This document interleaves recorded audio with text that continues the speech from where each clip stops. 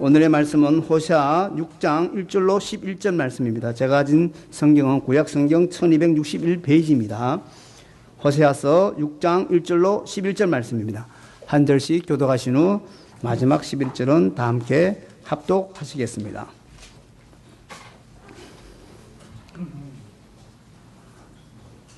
오라 우리가 여호와께로 돌아가자. 여호와께서 우리를 찢으셨으나 도로 낫게 하실 것이요 우리를 치셨으나 싸매어 주실 것임이라.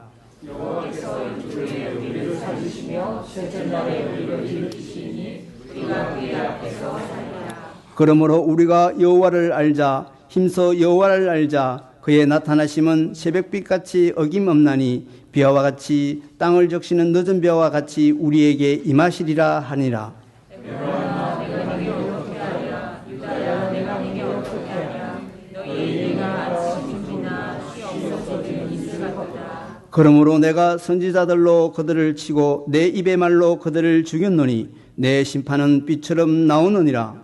나는 이를 원하고 제사를 원하지 아니하며 언제보다 하나님을 아는 것을 원한다. 그들은 아담처럼 언약을 어기고 거기에서 나를 반역하였느니라.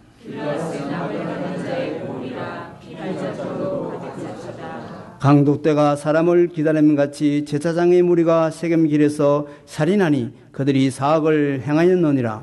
내가 이스라엘 집에서 가증한 일을 보았나니 거기서 에브라임을 용해하였고 이스라엘은 더럽혀졌느니라. 다 함께 또한 유다여 내 백성의 사로잡힘을 돌이킬 때 내게도 주사할 일을 정하였느나. 아멘. 이제 유병국 목사님 나오셔서 하나님의 약속에 대하여 말씀 증거해 주시겠습니다. 사랑하는 여러분, 이곳에 모인 여러분들 중에 지금까지 살면서 한 번도 약속을 해보신 적 없는 분 계십니까? 막 태어난 아이가 아니라면 대부분 약속을 한 번 이상은 해보셨을 것입니다. 저 역시 지금까지 살면서 많은 약속을 해봤습니다. 그렇다면 혹시나 이 약속들 중에 깨뜨리거나 혹은 깨진 적은 없지 않으십니까? 여러분, 그렇게 약속이 깨뜨려지거나 아니면 깨졌을 때 여러분들의 마음은 좀 어떠셨습니까?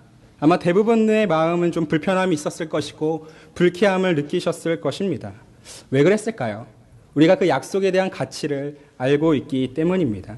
특히 이 약속의 의미가 있다라고 한다면 조금 더 우리는 불쾌감을 느낄 수 있을 것 같습니다. 이렇게 가치로운 약속들 중에 대부분 그 많은 약속들 중에 하나를 꼽자라고 한다면 우리는 결혼이라는 것을 예를 들 수 있지 않을까 싶습니다. 여러분, 결혼에 대해서는 반드시 약속이라는 것이 포함되어 있다라는 것입니다. 그 약속 사이에는 둘 사이에서만 이루어질 수 있는 사사로운 약속도 있을 것이고 대중과의 어떤 공개적인 약속 모두를 포함할 수 있을 것 같습니다. 손에 물 안 묻히고 살게 해줄게. 건강은 내가 책임질게. 싸워도 각방은 쓰지 말자. 검은 머리 팥뿌리가 되도록 우리 영원토록 잘 살아봅시다. 뭐 이런 수많은 약속들을 그때는 결혼하기 위해서라도 난무하는 일들이 있습니다. 근데 여러분, 무엇보다도 이 결혼 약속의 핵심은 이것입니다. 평생 동안 당신만 사랑할게라는 것이죠. 그런데 여러분, 어떠십니까? 결혼할 때 했던 이런 약속들을 지키기가 쉬우시던가요? 만약 이것이 정말 쉽다라고 했다면 작년 한 해만 해도 약 10만 건에 달했던 이혼 수는 많이 줄어들었을 것입니다. 왜냐하면 이혼에 이르기까지 많은 가슴 아픈 다양한 이유들도 있었겠지만 결국 서로에게 했었던 이 약속을 지키지 못했다라는 것이 이혼에 있어서 주요한 이유이기 때문입니다. 각자 자신의 배우자를 사랑하고 충실하겠다고 했던 이 약속의 깨어짐이 결국은 관계의 깨어짐이 되어버린 것이죠. 더군다나 지금 이상한 형태의 결혼관이 좀 속속들이 나오고 있는 것 같습니다. 여러분들 조론을 들어보신 적이 있으십니까? 결혼을 졸업한다라는 뜻입니다. 혼인관계를 유지는 하지만 부부 각자의 삶을 사는 일종의 긍정적인 별거라고 합니다. 별거가 긍정적일 수 있다는 것도 굉장히 놀랍긴 한데 이 조론이라는 것이 마치 결혼으로부터 주어지는 유익은 내가 누리길 원하지만 서로에 대한 약속은 지키지 않겠다는 뜻인 것 같아서 사실은 그렇게 긍정적으로 보이지 않는다라는 것이죠. 여러분, 청년들 사이에서는 무엇이 유행할까요? 비혼이라는 것이 유행하고 있습니다. 사람도 만나고 내가 연애도 하겠지만 결혼은 안 한다라는 생각입니다. 굳이 상대방과 약속으로 얽혀있는 이 복잡한 관계를 만들고 싶지 않다라는 것이죠. 서로에게 지켜야 될 이 약속에 책임 없이 난 자유롭게 살고 싶다라는 이해입니다. 여러분, 이 이혼과 조혼과 그리고 이 비혼에 이르기까지 공통점이 하나 있습니다. 그것이 무엇일까요? 바로 약속에 대한 개념의 변화입니다. 고대로부터 여러분, 약속은 굉장히 소중한 가치였습니다. 자신의 명예는 물론이거니와 심지어 목숨까지도 걸었던 것이 바로 약속입니다. 약속을 지켜있는 이 신실함이 칭송받을 만한 가치였다라는 것이죠. 하지만 시간이 흘러서 지금에 이르렀을 때 우리의 이 약속의 가치는 예전과 같지 않습니다. 사소하든지 중요하든지 약속을 지키지 않는 일에 크게 신경을 쓰지 않는다라는 것이죠. 나의 이익이 커질 수만 있다면 약속은 언제나 깰 수 있고 또 그로 인해서 관계의 깨어짐이나 다른 손해들 역시도 감수할 수 있다라고 생각합니다. 하지만 여러분, 정말 이 시대의 이 약속이 더 이상은 중요하지 않는 것일까요? 아무렇게나 약속하고 아무렇지 않게 깨어버려도 상관이 없겠냐는 것입니다. 오늘 우리가 읽은 이 본문에도 이 약속을 마치 길가의 돌멩이처럼 취급하고 있는 사람들이 등장하고 있습니다. 그리고 한 선지자가 하나님의 말씀을 전합니다.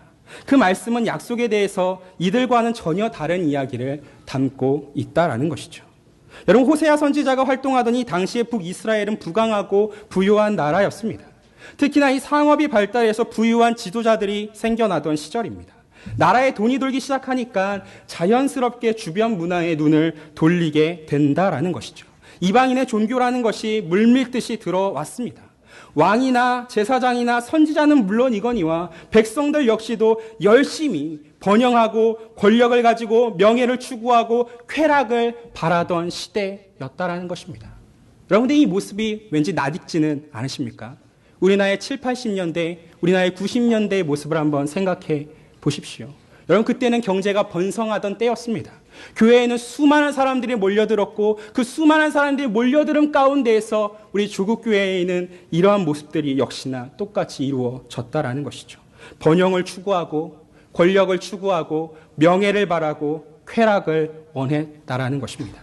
그런데 여러분, 이런 모습들을 추구하는 자들의 모습이 어떠했는지가 호세아서 4장에 매우 정확하게 기록되어 있습니다.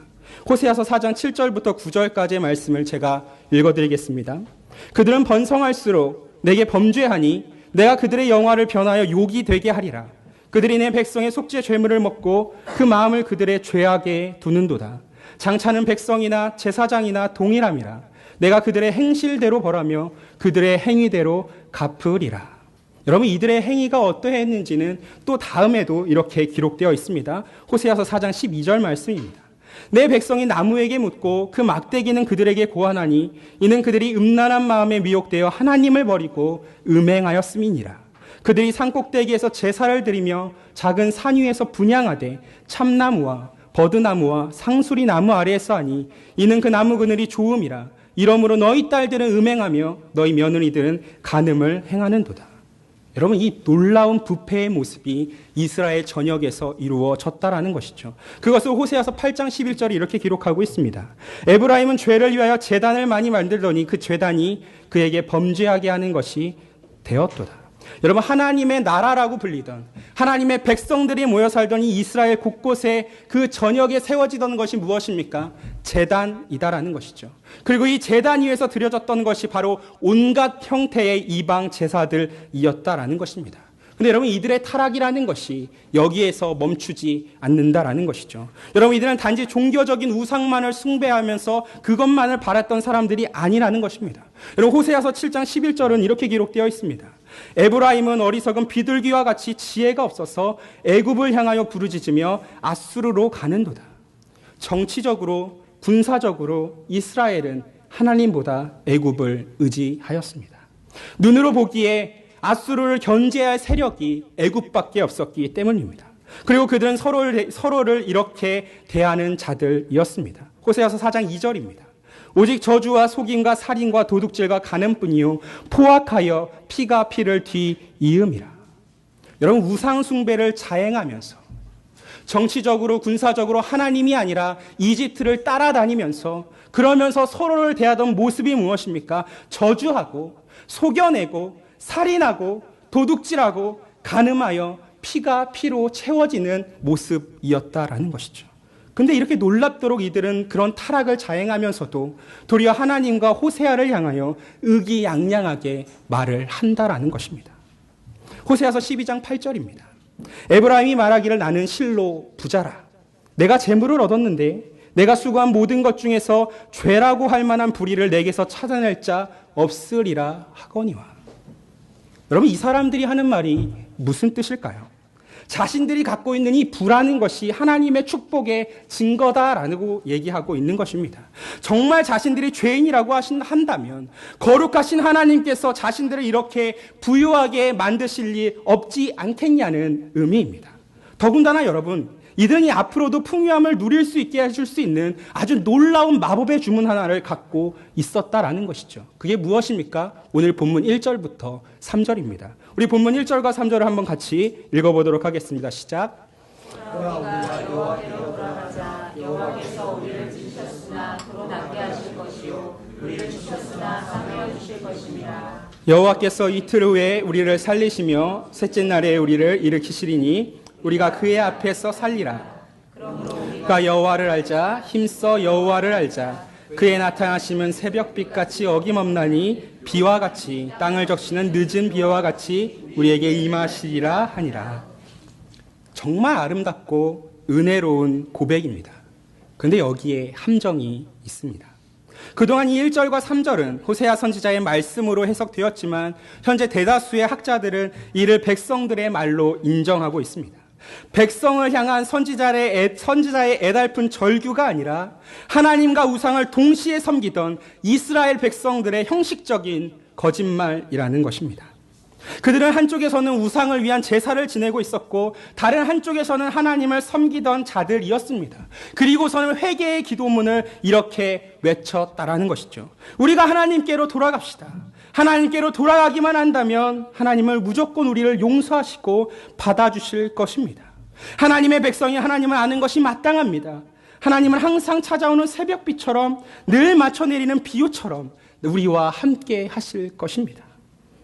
여러분, 이스라엘이 아무 이유 없이 이렇게 외치던 자들이 아닙니다. 여러분, 이들이 이렇게 외칠 수 있는 이유가 있습니다. 무엇입니까? 고대로부터 내려왔던 모세의 언약이 있었다라는 것이죠. 출애굽기 6장 7절은 모세의 언약을 이렇게 이야기합니다. 너희를 내 백성으로 삼고 나는 너희의 하나님이 되리니 나는 애굽 사람의 무거운 짐 밑에서 너희를 빼낸 너희의 하나님 여호와인 줄을 너희가 알지니라. 여기에 특별하게도 북이스라엘에게만 주신 하나의 약속이 더 있습니다. 열왕기상 11장 38절 말씀입니다. 내가 만일 내가 명령한 모든 일을 순종하고 내 길로 행하며 내 눈에 합당한 일을 하며 내 종 다윗이 행함같이 내 율례와 명령을 지키면 내가 너와 함께 있어 내가 다윗을 위하여 세운 것 같이 너를 위하여 견고한 집을 세우고 이스라엘을 내게 주리라. 하나님의 약속에 기대어서 이스라엘 사람들은, 이 북이스라엘 사람들은 자신의 잘못에 대한 보험으로서 하나님 앞에서 회개하는 일을 하고 있습니다. 마치 사사기의 백성들이 죄를 짓고 하나님 앞에 부르짖어 구원의 은혜를 얻고 나면 다시 죄를 짓는 것과 마찬가지입니다. 어쩌면 더욱더 적극적으로 죄를 짓기 위하여 하나님의 사랑을 교묘하게 이용하는 것입니다. 왜 그럴까요? 혹시나 일이 잘못되어도 하나님 앞에 자신들이 돌아가기만 하면 그분은 용서하시고 받아주시는 분이기 때문입니다. 언제나 항상 그래왔습니다. 하나님은 절대 자신들을 버리시지 않았습니다. 회개만 하면 되었다라고 생각할 수밖에 없었습니다. 몇 마디 말만 달싹여주면 만사 형통이라는 것입니다. 찢긴다 할지라도, 친다 할지라도, 완전히 죽었다 할지라도 그분 앞에 돌아가기만 하면 살려주셨기 때문입니다. 여러분, 이들의 고백을 말로만 본다면 하나도 잘못된 것이 없습니다. 여러분, 특히 이 2절 말씀을 잘 보시겠습니까? 그리스도의 부활을 직접적으로 암시하는 구약에 나오는 딱 한 구절입니다. 부활에 대한 명확한 개념이 당시에 없었음에도 불구하고 놀랍도록 이 부활을 예표하고 있다라는 것이죠. 그리고 바울 사도는 고린도전서 15장 4절에서 이를 증거하고 있습니다. 그럼에도 불구하고 이 1절부터 3절이 문제가 되는 이유가 무엇입니까? 오직 말뿐이었다는 것입니다. 그 안에는 조금이나마 돌아가고자 하는 마음도, 하나님을 알고자 하는 마음도 없었습니다. 단지 말만 있었다라는 것이죠. 율례와 명령만 있으면 된다라고 보았습니다. 여러분, 이것이 바울 사도가 디모데에게 말했던 경건의 모양입니다. 디모데후서 3장 5절이 이렇게 기록되어 있습니다. 경건의 모양은 있으나 경건의 능력은 부인하니 이 같은 자들에게서 내가 돌아서라. 바울이 디모데에게조차도 피하라 했던 자들이 바로 호세아 시절의 이스라엘 사람들이었습니다. 그런데 저와 여러분은 어떠십니까? 이들과는 좀 다른 사람인 것이 확실하십니까? 우리의 돌아감이, 우리의 회개가 정말 참된 것이 맞습니까? 아니면 그들과 다르지 않은 실용적인 목적을 가지고 경건의 모양만을 취하고 있지는 않느냐는 것입니다. 형제와 자매를 진정 사랑하지 않는 자매를 깨달았고 돌이켰다라고 했습니다. 가난한 자들을 돕지 않고 도리어 내리누름이 잘못임을 깨달았고 돌이켰다라고 했습니다. 사람의 계획이 하나님께 있음을 인정하지 않음이 잘못임을 깨달았고 돌이켰다라고 했습니다. 떨리는 목소리로 간증도 했을 것이고 눈물도 쏟아봤을 것입니다. 하지만 마음이 전혀 바뀌지 않았습니다. 삶의 조금의 변화, 아주 미묘하다 할지라도 약간의 미동도 없습니다. 그런데도 하나님을 믿는 그리스도인이라고 말한다면 도대체 무엇이 호세아를 통해 하나님을 마주한 이 북이스라엘 사람들과 다르다고 이야기할 수 있을까요? 여러분 1절부터 3절까지의 말뿐인 이스라엘을 향해서 하나님께서는 호세아를 통해 사절로 평가 내리셨습니다. 우리 6장 4절을 한번 같이 읽어보도록 하겠습니다. 시작. 에브라임아 내가 네게 어떻게 하랴. 유다야 내가 네게 어떻게 하랴. 너희의 인애가 아침 구름이나 쉬 없어지는 이슬 같도다. 여러분 하나님은 오늘 시간에 에브라임과 유다 전 이스라엘을 함께 불러셨습니다. 그리고 이렇게 말씀하십니다. 내가 도대체 너희를 어떻게 하면 좋겠니? 내가 도대체 너희를 어떻게 하면 좋을까? 여러분의 자녀가 속을 상하게 만들 때 여러분의 마음속에는 어떤 마음이 드실 때가 있습니까? 도대체 내가 너를 어떻게 하면 좋겠니? 여러분 하나님의 마음이 딱 그와 같다라는 것입니다. 이와 같은 마음으로 지금 하나님이 말씀하신다라는 것이죠. 여러분 하나님께서 수많은 선지자들을 통하여서 권고하셨고 너무나 오랜 시간 가운데 경고하셨습니다. 그럼에도 불구하고 지금 이스라엘이 이를 거부하고 있다라는 것이죠. 하나님과 맺었던 그 귀한 언약이라는 것을 발로 뻥 걷어차 버렸습니다. 언약에 대했던 그 신실함, 그 충성스러움이라는 것이 온데간데 없다라는 것이죠. 지금 우리가 살고 있는 이 현대의 결혼관과 다를 바가 없다라는 것입니다. 약속은 말뿐이다라는 것이죠. 그래서 여러분 하나님은 앞서서 호세아에게 음란한 여자였던 고말과의 결혼을 명령하셨던 것입니다. 하나님과 이스라엘의 관계를, 이 충성을 기반으로 한 이 사랑의 약속을 미련 없이 저버리는 고멜과 호세아의 관계로 상징코자 하셨기 때문입니다. 여러분 4절 뒤에 기록된 인애가 바로 이와 똑같은 뜻입니다. 주로 이 사랑과 자비라는 뜻을 가진 인애가 여러분 이 속뜻이 무엇이냐면 언약을 바탕으로 한 관계 속에서의 충성을 의미한다라는 것입니다. 언약을 바탕으로 한 관계 속의 충성이 인애라는 것입니다. 그런데 여러분 이 충성이 해가 뜨면 곧 사라져버릴 아침 구름과 이슬과 같습니다. 하나님의 사랑은 그토록 신실했고 그토록 충성스럽고 그토록 인애라고 말할 수 있을 만큼의 헤세드였으나 이스라엘의 헤세드는 잠시도 머물지 못했다라는 것입니다. 이스라엘은 더 이상 믿을 수 없는 신부다라는 것이죠. 신랑과 신부를 단단히 묶어서 한 몸으로 만들어주는 그 끈과 같았던 언약이라는 것이 이제는 하나님과 이스라엘 사이에서 끊어져 버렸다라는 것입니다. 왜 그럴까요? 이스라엘이 자꾸 하나님과 자신 사이에 우상을 놓았기 때문입니다. 하나님을 향한 그들의 마음이 진실하거나 지속되어질 수 없었기 때문입니다. 그래서 결국 하나님은 이스라엘에게 이렇게 말씀하십니다. 우리 7절을 한번 같이 읽어보겠습니다. 시작. 그들은 언약을 어기고 거기에서 나를 반역하였느니라. 에덴에서 하나님과 언약의 달콤함을 누렸지만 아내 하와와 함께 언약의 상징인 그 선악과를 먹은 후에 에덴의 동쪽 그 척박한 땅 위의 삶을 살게 된 아담과 같다라고 지금 이야기하고 있습니다. 그리고 하나님께서는 이 아담에게 내렸던 그 선고와 똑같은 선고를 이스라엘에게 동일하게 하고 계신다라는 것이죠. 호세아서 6장 5절입니다. 그러므로 내가 선지자들로 그들을 치고 내 입의 말로 그들을 죽였노니 내 심판은 비처럼 나오느니라. 여러분 이 호세아 6장 5절의 말씀을 조금 더 이해하기 위해서는 우리는 쉬운 성경을 한번 살펴볼 필요성이 있습니다. 이렇게 기록되어 있습니다. 그러므로 내가 예언자들을 보내어 너희를 죽이고 망하게 하겠다고 경고했다. 내 심판이 번개처럼 너희를 향해 나갔다. 여러분, 하나님과의 언약의 관계를 깨트린 자들에게 무서운 심판이 임했다라는 것이죠. 하늘에서 번개가 그들의 심장으로 내리 꽂히는 것처럼 이스라엘 산상조각 날 것이다 라는 것입니다. 아수르가 그들의 목 아래에 칼을 들이밀게 될 것이라는 것입니다. 남녀노소를 가리지 않을 것이고 머리채를 붙잡아서 그들의 땅으로 끌고 갈 것이다 라고 이야기를 한다라는 것이죠. 여러분, 그 비참한 상황 속에서, 그 참혹한 상황 속에서 그들이 원했던 왕이나 제사장이나 선지자나 백성 그 누구도 자기 스스로를 지킬 수 없게 된다는 것입니다. 여러분, 그토록 애지중지하면서 온 나라에서 제단을 쌓고 제사를 드렸던 그 전심을 다해 섬겼던 우상조차도 자신들을 지킬 수 없게 된다는 것이죠. 여러분, 이것에 대하여 호세아 9장 1절부터 7절까지 굉장히 충격적인 이야기를 기록하고 있습니다. 우리 한번 찾아서 길긴 하지만 한번 같이 읽어보도록 하겠습니다. 호세아서 9장 1절부터 7절까지의 말씀입니다. 호세아서 9장 1절부터 7절까지의 말씀입니다. 찾으셨으면 제가 읽어드리도록 하겠습니다. 이스라엘아, 너는 이방 사람처럼 기뻐 뛰놀지 말라.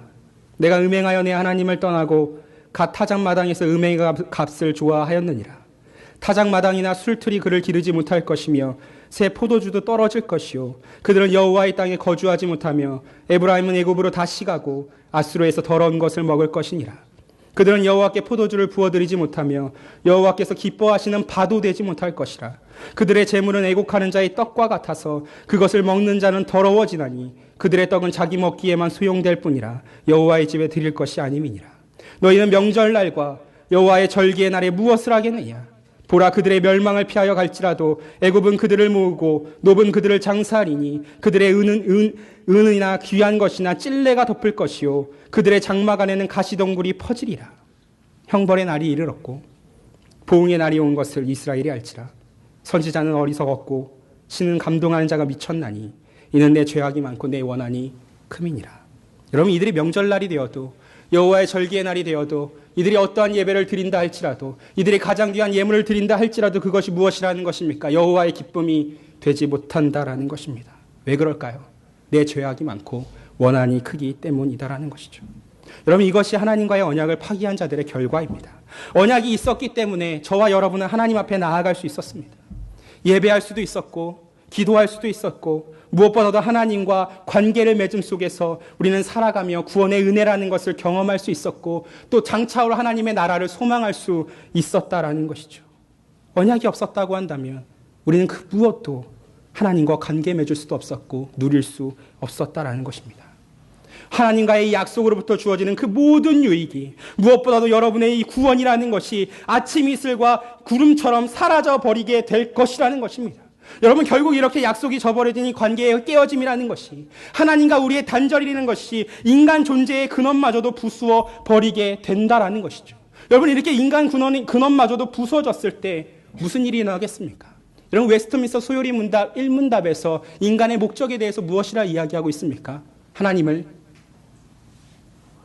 영화롭게 하고 그분 안에서 영원히 즐거워하는 것. 여러분, 이것이 인간의 주된 목적이라는 것인데 이것이 깨어져 버렸다라는 것이죠. 삶의 목적이 사라졌고 이유가 제거되었는데 도대체 내 옆에 있는 형제와 자매가 뭐가 중요하다라는 것입니까?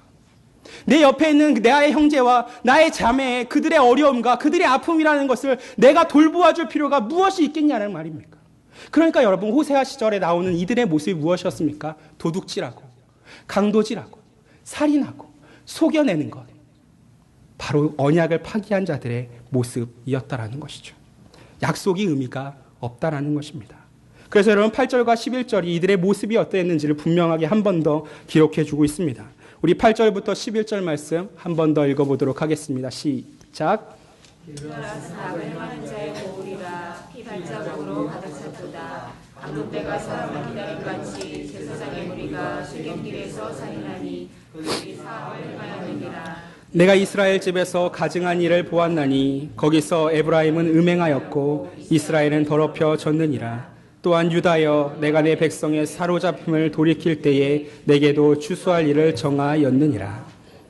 여러분 8절과 9절에 나오는 길르앗과 세겜이라는 것은 여호수아 20장 7절과 8절에 나오는 도피성입니다.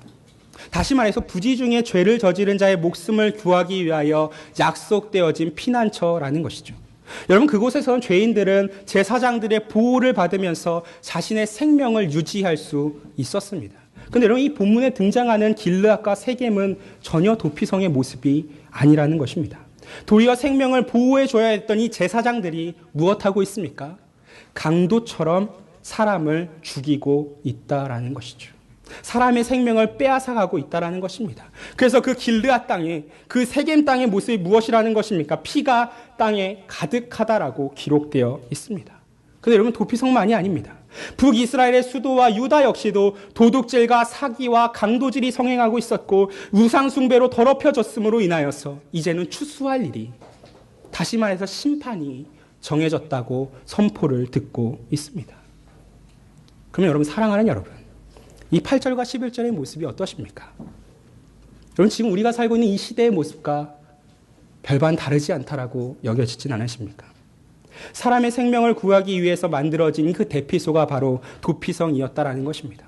도피성의 제사장은 도망온 자들을 사랑으로 보호하고 대접해야 되는 사람이었다라는 것입니다. 죄인을 사랑으로 받아서 보호해줘야 되는 그 존재, 죄인을 사랑으로 받아서 보호하기에 만들어진 이 장소, 이 도피성이 예표하고 있는 것이 바로 무엇입니까? 우리가 지금 섬기고 있는 그리스도 예수다라는 것입니다. 그런데 여러분 더군다나 우리는 이곳에 앉아서 우리는 어떠한 사람들로 모여 있습니까? 그리스도의 몸된 지체로서, 교회로서 모여 있는 자들이다라는 것입니다. 여러분 교회의 본질이 무엇입니까? 세상의 죄인들을 위하여서 예비되어진 이 땅의 도피성의 역할을 감당하는 것이 교회라는 것인데, 문제는 이 교회가 온전한 피난처가 되어주고 있느냐는 것입니다. 세상에서 지치고 힘겹고 죄에 의하여 낭망하여 들어온 자들을 정말 우리들이 진실로 보듬어주고 있고 대접하여 주고 있고 섬기어주고 있으며 머리 대신 참된 도피성이신 그리스도를 온전히 드러내어주고 있느냐는 것입니다. 오히려 길르앗과 세겜과 같이 우리 자신의 꿈을 이루기 위하여서, 우리 자신의 이 하찮은 왕국을 건설하기 위하여서, 세상의 온갖 방법들로 안전을 확보하기 위하여서 이 교회의 문을 더욱더 단단히 걸어 잠그고 있다라고 한다면, 여러분의 그 심령의 문을 더욱더 단단히 걸어 잠그고 있다라고 한다면, 어쩌면 저와 여러분은 하나님 앞에서 심판 선고를 받고 있는 이 북이스라엘과 다르지 않을 것입니다. 그런데 여러분, 하나님의 진노의 심판을 말씀하시는 와중에도 놀라운 사실 하나가 있습니다. 하나님이 우리의 손을 놓지 않으신다라는 것입니다. 여러분 호세아서가 굉장히 어렵습니다. 여러분 제가 이 설교를 준비하면서 거의 2주간에, 사실은 이게 작년에 준비한 설교인데 제가 이 설교를 하기 위해서 한 번 더 준비하려고 한 2주간의 시간을 좀 더 고민해 본 적이 있던 것 같습니다. 여러분 이 호세아서가 왜 어려운 줄 아십니까? 심판과 용서라는 것이 어지럽게 기록되어 있기 때문입니다. 곳곳에 완성되지 않는 문장들도 등장하고 있습니다. 왜 그럴까요? 하나님의 말씀인데 왜 어지럽게 기록되어 있고 왜 완성되지 않은 문장들 역시도 있을까요? 이스라엘을 향한 하나님의 이 변치 않는 사랑과 항상 흔들리고 반항하는 이 이스라엘 헛된 신앙에 대한 이 심판의 필요성이라는 것이 하나님 안에서 자꾸 부딪히기 때문입니다. 하나님의 거룩하심에 의해서는 자신들의 죄로 인해 분명히 심판받아 멸망해야 될 자들이 북이스라엘 사람들이요, 지금 이 땅을 살아가고 있는 죄인들이라는 것입니다. 그런데 하나님께서는 그들을 멸하시기에는 너무나도 그들 자신을 사랑하고 계신다라는 것이죠. 그렇기 때문에 하나님께서는 6절을 통하여서 이 호세아 선지자의 가슴 미어지는 이 목소리를 통하여서 외치라고 이렇게 말씀하시는 것입니다. 우리 호세아서 6장 6절을 큰 목소리로 한번 같이 읽어보도록 하겠습니다. 시작. 나는 인애를 원하고 제사를 원하지 아니하며 번제보다 하나님을 아는 것을 원하노라.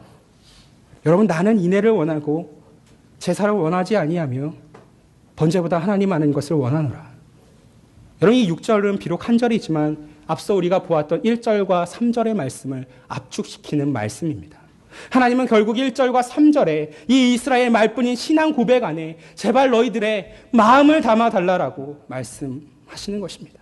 너희들의 이 진정한 충성이라는 것과 하나님을 아는 지식이라는 것을 통해서 너와 나의 깨어진 이 언약을 다시금 갱신하고 싶다라는 것입니다. 너랑 나랑 다시 한번 언약의 관계를 맺자라고 이야기를 하신다라는 것이죠. 그러니 돌아와서 제발 하나님을 아는 이 올바른 지식 앞에 좀 같이 좀 우리 알아가도록 합시다 라고 외치는 절규라는 것입니다. 언약을 갱신함으로써 제발 나와 좀 함께 살자라고 말씀하시는 하나님의 부탁이라는 것입니다. 여러분, 인애가 무엇이었습니까? 언약 안에서 만들어진 관계 속의 충성이었습니다. 하나님을 향한 절대적인 신실함이 인애다라는 것이죠. 그리고 이 신실함을 채우는 내용이 반드시 있습니다. 여러분, 그것이 무엇입니까? 하나님을 아는 것입니다. 하나님을 아는 것이 무엇인지는 우리가 이 호세아서의 영향을 크게 받았던 예레미야서를 향해서 우리는 분명하게 깨달을 수 있습니다. 예레미야서 9장 24절은 이렇게 하나님을 아는 것을 정의해 주고 있습니다. 자랑하는 자는 이것으로 자랑할지니 곧 명철하여 나를 아는 것과 나 여호와는 사랑과 정의와 공의를 땅에 행하는 자인 줄 깨닫는 것이라. 나는 이 일을 기뻐하노라. 여호와의 말씀이니라. 여러분, 예레미야 선지자가 이야기하는 아는 것이 무엇입니까? 여러분, 깨닫는 것이 무엇입니까? 하나님이 어떠한 분이신지를 깨닫는 것이 바로 안다라는 것입니다. 여러분, 이 안다라는 것, 깨닫는다라는 것의 히브리어 원어는 야다라고 이야기를 하고 있고, 이 야다에서 유래된 것이 호세아서 6장 6절에 나오는 하나님을 안다라는 것의 다하트입니다. 여러분, 이 야다라는 말과 이 다하트라는 말은 여러분 그냥 단순히 우리가 지식적으로 압니다. 우리가 책을 좀 읽었고 책에서 읽어본 여러 가지 정보를 통해서 내가 머리를 좀 채웠습니다가 아니라 이 지식적인 것과 감정적인 것이 함께 뭉쳐서 연합되어진 긴밀한 관계 속에서 이루어지는 암이라는 것입니다. 여러분, 이 암이라는 것을 우리가 어디서 얻을 수 있을까요? 결혼 관계에서 얻을 수 있다는 것이죠. 여러분, 아무리 자녀와 부모 관계가 친밀하다 할지라도 남편과 아내 사이만큼 친밀할 수 없다는 것이죠. 남편과 아내가 서로를 아는 것만큼 알 수 없다는 것입니다. 여러분, 세상에서 당신을 제일 잘 아는 사람이 누구입니까? 라고 얘기했을 때 우리는 서슴없이 나의 남편입니다, 나의 아내입니다 라고 이야기할 수 있다는 것이죠. 왜 그럴까요? 오랜 시간 동안 이들과 함께 같이 부대껴 살아오면서 감정을 나누고 이성을 나눠가며 남들이 알 수 없는 긴밀한 알미라는 것을, 그 야다라는 것을, 다하트라는 것을 경험했기 때문입니다. 그런데 여기서 여기 놀라운 일이 한 가지 벌어지게 됩니다. 여러분, 이 야다라는 것을, 이 다하트라는 것을 알게 되는 순간부터 그 부부 사이에는 놀라운 변화가 일어나기 시작합니다. 무엇일까요? 닮는다라는 거죠. 여러분, 부부는 뭐합니까? 닮아갑니다. 굉장히 놀랍도록 닮아갑니다. 여러분, 내면도 닮아가기도 시작하지만 사실 안 닮았으면 좋겠지만 외면도 닮아갈 때가 있다라는 것이죠. 여러분, 그 야다가, 이 다하트가 깊은 관계 속에서 이루어진 지식으로 인해서 서로를 닮아가는 것이라고 한다면, 서로가 본받아가는 것이라고 한다면, 오늘 이 시간 하나님께서 호세아서 6장 6절을 통해서 이야기하는 것이 결국 무엇이겠습니까? 하나님께서 이 땅에 사랑과 정의와 공의를 행하심을 본받기를 원한다라는 것입니다. 하나님의 공의와 인애와 의로서 그분을 닮아가기를 하나님이 원하고 계신다라는 것이죠.